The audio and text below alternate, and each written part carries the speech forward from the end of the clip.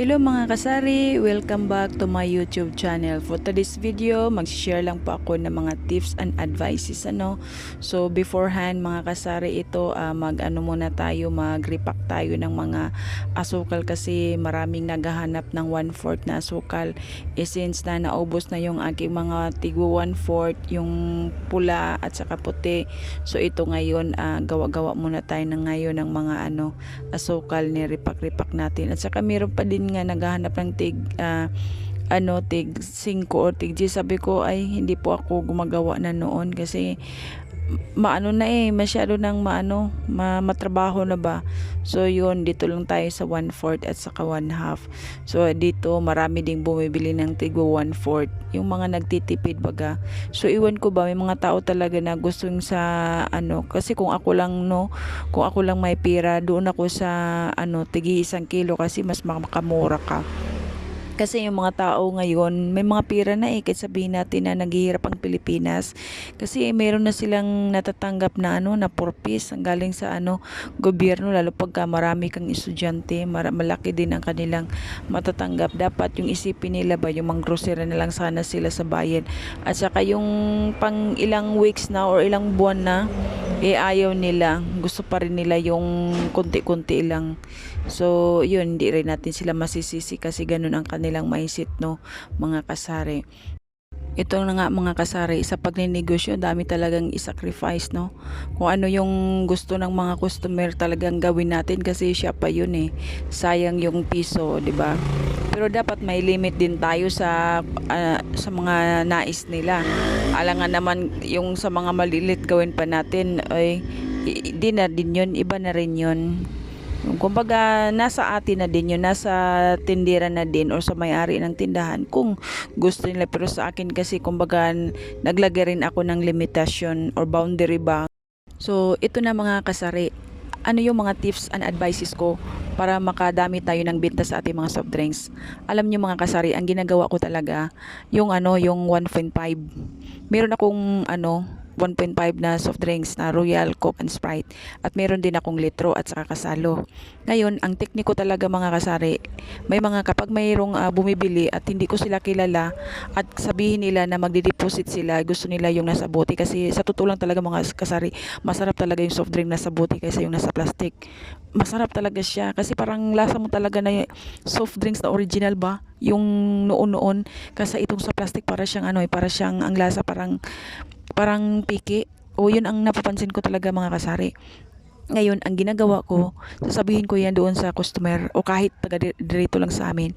Kasi magkano lang yung litro at saka yung kunti lang yung diferensya ng kasalo at saka litro. Kaya ang lagi kong ginagawa mga kasari, doon ako sa 1.5.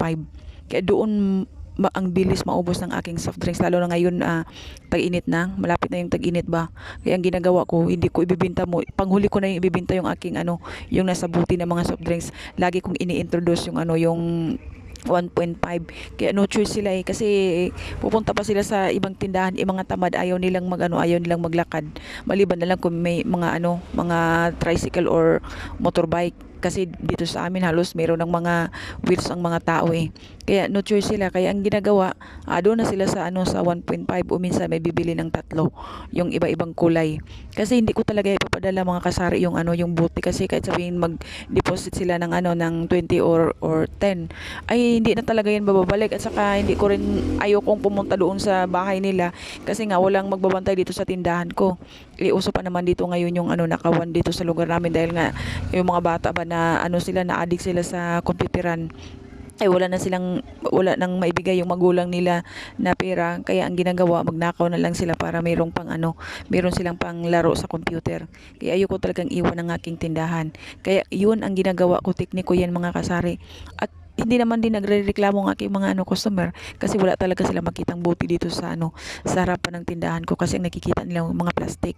Pero yun sa likod, kung lang dito lang sa mga pamilya ko lang bibili ng soft drinks na sa bote, ayun, alam ko na ibabalik nila yun. At saka doon sila lang yung pinagbibigyan ko. Pero pagka outsider na, doon sila sa doon ko ang ibibigay ko yung mga 1.5. Kaya doon ako malaki ang kita ko sa soft drinks mga kasari. Kaya yun, subukan nyo yan. Talagang malaki ang ano nyo, ang kikitain. Kasi dito sa lugar namin, ang 1.5, ang presyo dito is nasa 80 eh. Yung iba nga 90, pero sa akin, ang bigay ko lang is 80. O dito, may mga beaches dito, may mga resort dito, lalo galing sa ibang lugar na mga ano, yung dadayo ba, dadaan dito.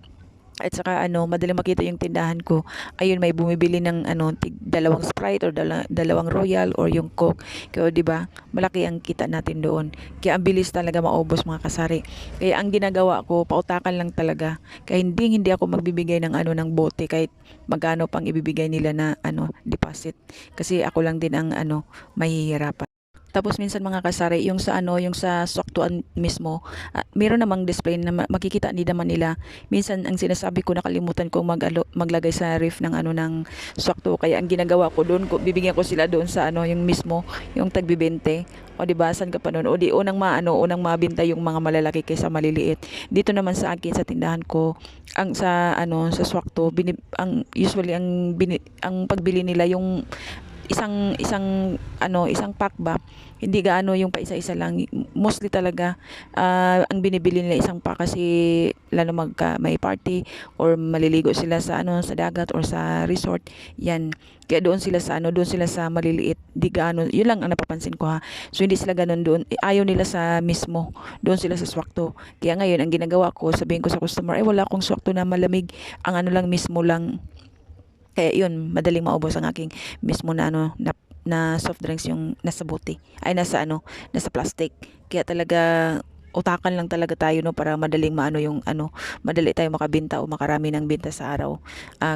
Try nyo mga ano, mga kasari kung ano kasi no choice na yung ano no choice yung bibili kasi dagdag lang na naman sila ng 5. Kung yung wala talaga silang 5, tapos sabi na ay, sige na yun na nga lang kahit di malamig, no choice siya. Doon siya sa hindi malamig. Lamang ka talaga kapag marami kang stock na soft drinks. Kagaya nung last week mga kasari, may parang party yata nila or maliligo sila sa ano sa pool dito sa barangay namin. Ngayon nakita nila na marami akong soft drinks na yung nasa bote, yung swakto.